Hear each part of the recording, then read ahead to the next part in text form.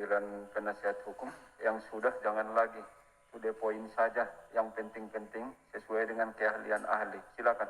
Baik, terima kasih Yang Mulia. Ahli, sesuai dengan apa yang ahli jelaskan di dalam BAP ahli, poin C halaman 53, mengenai pasal 55 ayat 1. Dalam BAP ahli ada 3 unsur. Adanya kerjasama yang disadari untuk mewujudkan delik atau meeting of mind. Yang kedua, adanya kerjasama secara fisik.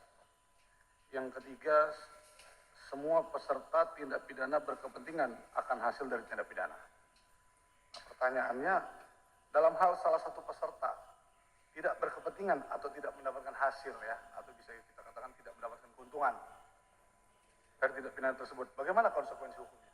Ya, makna tidak berkepentingan akan hasil dari tindak pidana seperti yang saya kemukakan kemarin. Memang kalau kita bicara dalam tindak pidana yang terkait dengan harta kekayaan, biasanya ukurannya sederhana. Ya, mencuri 100.000, apakah kemudian tiap-tiap peserta itu punya kepentingan atas uang atau hasil dari tindak pidana itu, ya, dibagi 4, 25.000, 25.000, 25.000, 25.000. Tetapi dalam konteks kepentingan akan hasil dari tindak pidana, misalnya tindak pidana penganiayaan, itu perhitungan seperti itu tidak bisa kita lakukan, ya, bahwa ada 4 orang yang sama-sama dendam dan kemudian sama-sama satu memegang tangannya, satu memegang kakinya, yang satu kemudian memegang badannya, yang satu memukuli, gitu ya. Artinya kepentingannya adalah kepentingan untuk membalaskan dendam bersama-sama. Nah, oleh karena itu, berkepentingan akan hasil dari tindak pidana itu dalam ukuran setiap perkara memang sangat relatif. Apa sih kepentingan dari masing-masing pelaku terhadap peristiwa atau tindak pidana yang terjadi? Gitu. Jadi tidak selalu ukurannya adalah ukuran material. Baik, namun ahli mengatakan ketiga syarat ini harus dipenuhi oleh semua pelaku tindak pidana secara kumulatif. Betul. Kan di sini kan bukan alternatif. Betul. Berarti ketiga-tiganya harus penuh unsurnya. Iya. Baru bisa dikatakan melakukan tindak pidana, begitu. Betul. Syarat yang ketiga itu sebetulnya pembeda. Pembeda dari bentuk yang kita kenal sebagai pembantuan, manipulative aid, dalam pasal 56. Ya. Pada pasal 56, seorang pembantu adalah seorang yang kemudian membantu orang lain melakukan tindak pidana, tetapi dia tidak punya kepentingan secara langsung akan hasil dari satu tindak pidana yang dilakukan oleh pelaku fisik. Itu pembedanya. Kenapa dikatakan bahwa syarat itu ada di dalam pasal, di dalam bentuk turut serta, ya, pasal 55 ayat 1 ke 1, mededada. Pada 56 itu tidak dipersyaratkan. Gitu. Berarti kalau tidak memenuhi satu unsur ini, dia tidak bisa ditetapkan untuk pasal 55 ayat 1, begitu? Maksudnya? Kalau 3 unsur ini salah satu tidak terpenuhi aja, berarti tidak bisa 55 ayat 1, begitu? Kalau dia tadi ada kesadaran bekerja sama, ada kerjasama secara fisik, ya, dan ada kepentingan akan hasil dari tindak pidana itu secara langsung, artinya apa? Artinya itu bukan bentuk mededada. Barangkali bentuknya adalah perbantuan, gitu ya, karena dia tidak punya kepentingan secara langsung akan hasil dari tindak pidana. Atau barangkali bentuknya adalah outlawking atau downplaying, gitu. Ya, jadi bukan bentuknya tidak ada. Selanjutnya, apakah ahli bisa menerangkan alasan kita kan tahu don plager, ya kan, plager yang tadi yang ahli jelaskan. Apakah ahli bisa menerangkan alasan plager itu tidak bisa diminta pertanggungjawaban pidana? Plager. Plager. Plager itu bisa dimintai pertanggungjawaban pidana. Namun bisa tidak dimintain pertanggungjawaban pidana karena alasan pemaaf? Mengenai Kalau bentuknya adalah down pleasure. Gimana? Kalau bentuknya adalah Dunpleager, Downplager iya, bisa. bisa terhadap orang yang disuruh. Karena Ya. tanggung jawab ada pada orang yang menyuruh. Tanggung jawab ada dengan orang yang menyuruh. Orang yang menyuruh. Berarti downplager. Dunpleager itu ada dua pihak kan. Baik. Ada yang menyuruh, yang kita sebut sebagai manus domina, dan ada yang disuruh, yang kita sebut sebagai manus ministra. Niat melakukan tindak pidana ada pada manus domina, pada orang yang menyuruh. Yang melaksanakan adalah manus ministra, orang yang disuruh. Orang yang disuruh ini adalah orang yang tidak dapat dipertanggungjawabkan karena dia punya alasan pemaaf. Gitu. Jadi kalau yang dimaksud di sana pleager yang tidak bisa dipidana, barangkali ini adalah manus ministra di dalam bentuk menyuruh melakukan atau dunpleager. Namun izin majelis, saya mengkutip dari suatu media, Anda mengatakan di sini di mana orang yang disuruh tidak dapat dimintai pertanggungjawaban pidana karena ada dasar pemaaf. Nah, Penasihat hukum. ini Kehadiran ahli ini kita minta pendapat sepanjang menyangkut apa yang diketahuinya. Baik. Jangan kita bandingkan apa yang di pendapat orang lain, Bukan, apalagi pendapat dari ahli. media. Pendapat ya? ahli ini juga. Berkaitan dengan perkara ini kah? Oh, kalau berkaitan tidak, namun teorinya sama. Oh, kalau teorinya sama, ngapain? Iya. Yang lain ganti. Oh, baik.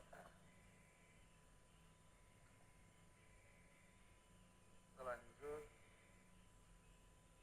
masih sama kepada terhadap pasal 551 yang 3 unsur tadi. Apakah unsur kerjasama yang disadari untuk mewujudkan delik ini sifatnya secara sukarela? Bagaimana bila seseorang turut serta melakukan tindak pidana, tetapi karena ada unsur yang memaksa, artinya bisa kita katakan dia tidak mempunyai mens rea dari awal, nah, dia hanya terpaksa melakukan hal tersebut. Bagaimana pertanggungjawaban pidananya menurut Anda? Kata terpaksa ini merujuk kepada yang kita sering sebut overmind, ya, pasal 48 KUHP. Orang yang berada dalam keadaan terpaksa itu tidak dipidana. Ya. Overmah ini sebetulnya ada orang yang kemudian disuruh oleh seseorang lainnya, gitu ya, untuk melakukan satu tindak pidana. Tetapi paksaan, harus ada paksaan, ya, bentuknya harus ada paksaan. Biasanya memang yang ditulis oleh banyak penulis, gitu ya, adalah paksaan fisik, ya, ditodong, diancam akan dipukul, gitu ya, untuk kemudian melakukan tindak pidana, gitu. Jadi ada keseimbangan antara daya paksa itu dengan perbuatan tindak pidana yang dilakukan. Satu itu. Dan memang pada orang umumnya, ya, kita tidak bisa membandingkan, misalnya saya tidak bisa membandingkan diri saya dengan seorang Jet Li gitu Pak, yang bisa menangkis atau bisa mengelak dari todongan senjata begitu. Ukuran hukum pidana adalah orang pada umumnya. Ketika orang ditodong senjata, maka apa yang dilakukan adalah melakukan apa yang disuruh oleh orang yang menodong senjata itu. Maka dalam kondisi itu, meskipun dia melakukan tindak pidana, oleh hukum dimaafkan. Gitu. Jadi kalau orang yang berada dalam ancaman seperti tadi, bukan turut serta namanya, tetapi menyuruh melakukan. 55 ayat 1 ke 1 juga, tetapi bentuknya adalah menyuruh melakukan, bukan turut serta. Karena kalau turut serta, sifatnya adalah tadi yang Anda katakan sebagai sukarela. Baik. Selanjutnya, tadi kan ahli menyinggung pasal 51 mengenai penghapusan pidana, ya, perintah jabatan yang berwenang. Apakah perintah atasan yang berwenang atau dikatakan sah, ya, kebawahan itu dan perintahnya melawan hukum, itu siapa yang bisa diminta pertanggungjawaban pidananya? Tadi saya katakan Jadi terkait perintahnya itu melawan hukum. Nah, itu perintah dari kayak Kapolda tadi ke Kapolres. Yang dimintain pertanggungjawaban pidana itu siapa? ya, tadi saya katakan ya bahwa pada pasal 51 ayat 2 ya,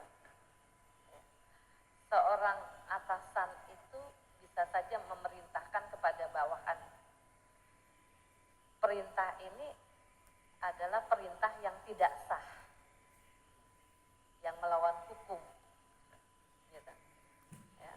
Kalau bawahan yang kemudian melaksanakan perintah yang melawan hukum, tentunya baik atasan maupun bawahannya bisa dipidana, kecuali ada kata-kata di sana ada itikat baik untuk mengira bahwa itu adalah perintah atasan yang sah.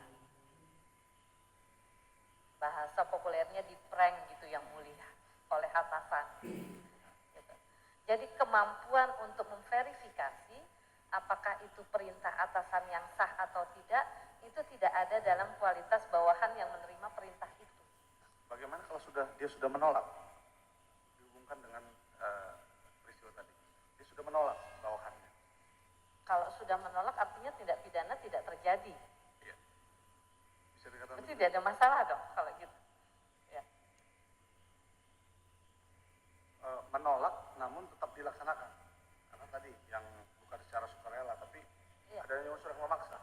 Ya, konteks paksaan itu tadi saya katakan ada paksaan, biasanya adalah paksaan fisik ya, vis compulsiva dalam bahasa teorinya. Jadi paksaan yang relatif. Pada Jet Li itu bisa memang dihindari. Pada orang seperti Eva, dia akan menurut saja ketika ditodong senjata. Gitu ya. Tetapi memang barangkali ini yang sering menjadi perdebatan ketika kemudian yang saya ingat yang mulia, salah satu buku yang saya baca itu Pak Lamintang ya, dalam bukunya yang klasik, yang buku lamanya, buku yang pertama, bukan yang ditulis oleh dia bersama Theo Lamintang. Ada paksaan-paksaan yang sifatnya paksaan psikis, gitu ya, paksaan psikis seperti orang yang kemudian tidak mampu mengendalikan saraf-saraf motorik karena diberikan obat misalnya, atau orang yang dihipnotis.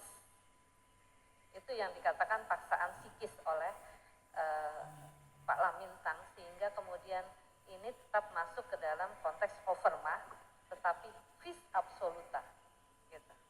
Tidak mampu untuk mengelak.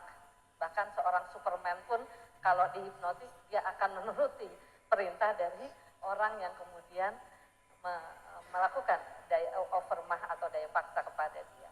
Kurang lebih seperti itu. Sedikit lagi majelis. Silakan. Pasal 55 penyertaan, ada 4 bentuk penyertaan yang tadi disampaikan. Mereka yang melakukan, mereka yang menyuruh melakukan, dan turut serta melakukan perbuatan dan menggerakkan. Bisa dijelaskan orang yang memberi perintah dan menerima perintah dalam konteks pasal 55? Ya, barangkali outlooking ya, 55 ayat 1 ke 2. Oke. Gitu ya. Ada kata-kata di situ, barang siapa yang menggunakan martabatnya untuk menggerakkan orang lain melakukan tindak pidana. Kata martabat ini bisa diartikan sebagai hubungan ayah dengan anak, kakek kepada cucu, gitu ya. Seorang ketua adat kepada anggota di dalam masyarakat adatnya, atau bahkan seorang atasan kepada bawahan. Gitu. Jadi dengan menggunakan martabatnya, ya, posisinya sebagai atasan, dia menggerakkan bawahannya untuk melakukan satu tindak pidana. Pelaku fisik ada pada bawahan. Gitu.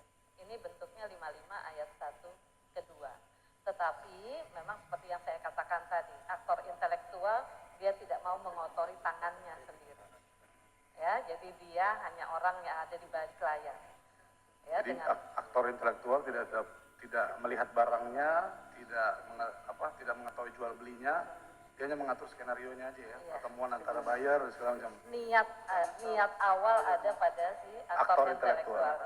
Baik, terima kasih. Baik, cukup majelis, terima kasih majelis. Cukup ya.